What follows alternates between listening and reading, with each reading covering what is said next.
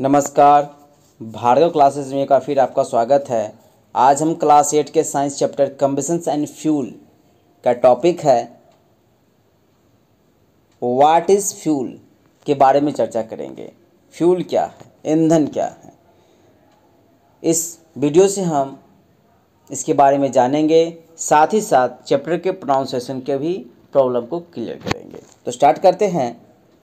Recall that sources of heat energy for domestic and industrial purpose are mainly wood, charcoal, petrol, kerosene, etc. Recall आपने जानते भी होंगे the source of heat, ऊर्जा के जो स्रोत हैं, एनर्जी फॉर डोमेस्टिक, घरों में या घर के लिए, साथ ही साथ इंडस्ट्रियल पर्पस, औद्योगिक क्षेत्रों के लिए भी, एंड मेनली वुड, मुख्य रूप से वुड लकड़ी, चारकोल, पेट्रोल और केरोसिन है। This substances are called fuels. इन्हीं सब्सटेंसेस को फ्यूल कहा जाता है, यानी ईंधन कहते हैं। A good fuel is one which is the readily available. एक गुड फ्यूल, अच्छा ईंधन वही होता है जो रेडली अवेलेबल यानी आसानी से हमें मिल जाता है। इट इज चिप, कम पैसे में, साथ ही साथ it Burns easily in air at moderate rate, और हवा में आसानी से ये जल जाते हैं। It process a large amount of heat, और इसके प्रक्रिया के कारण ज़्यादा से ज़्यादा मात्रा में ऊर्जा प्राप्त हो।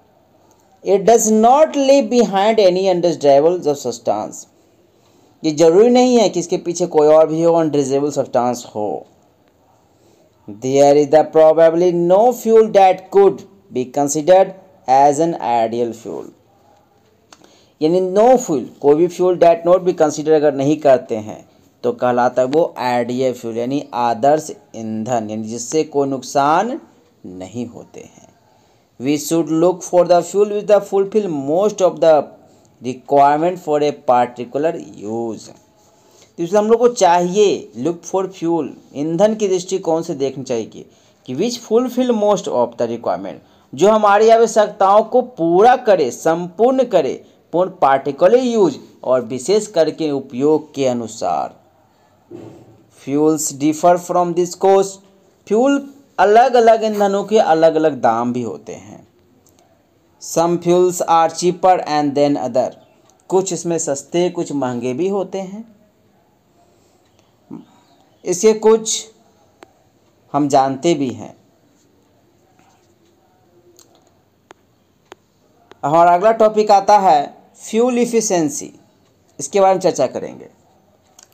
तो suppose you were asked to boil a given quantity of water using the cow dung, coal and LPG as a fuel. Suppose आप सोचिए कि यदि आपको पूछा जाए कि बॉयल ऑफ गिवन क्वांटिटी, कुछ दिए गए अनुपात में इसको गर्म किया जाए ऑफ वाटर में, यूजिंग कैसे, या तो काउ डंग से, या तो कोयले से, या तो एलपीजी से, किसी से गर्म किया जाए। Which fuel would you the prefer, आप कौन सा फ्यूल प्रेफर करेंगे। गिव रीजन, क्या कोई सा कारण भी देना होगा। तो ऑफकोर्स आपने सोचे होंगे कि काउ डंग से तो बेटर हमारे लिए गैस ही होगा, क्योंकि वो इजी वे में काम कर जाएंगे। द अमाउंट, कहते हैं कि the amount of heat energy produce on complete combustions. Amount of heat, उष्मा की वह मात्रा, एनर्जी प्रोड्यूस, जो एनर्जी को प्रोड्यूस करते हैं, छोड़ते हैं, कंप्लीट कंबशंस, पूरी तरह से जल करके, of 1 kg of fuel, 1 kilogram ईंधन में, is called its the caloric value, यही उसके कैलोरिक वैल्यू कहलाते हैं, यानी उसमें मान।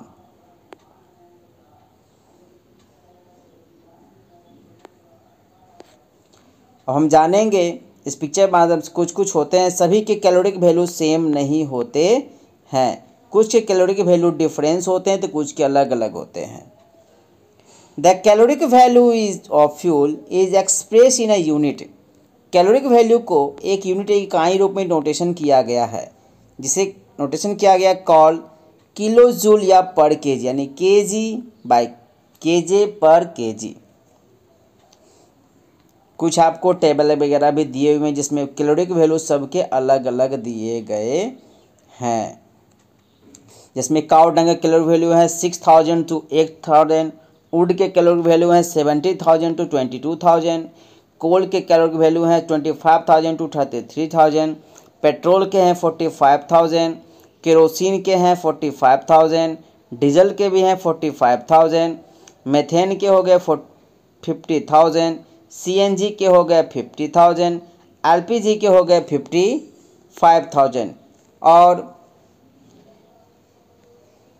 बायोगैस के गए 35 to 40,000, हाइड्रोजन के हो गए 1,50,000।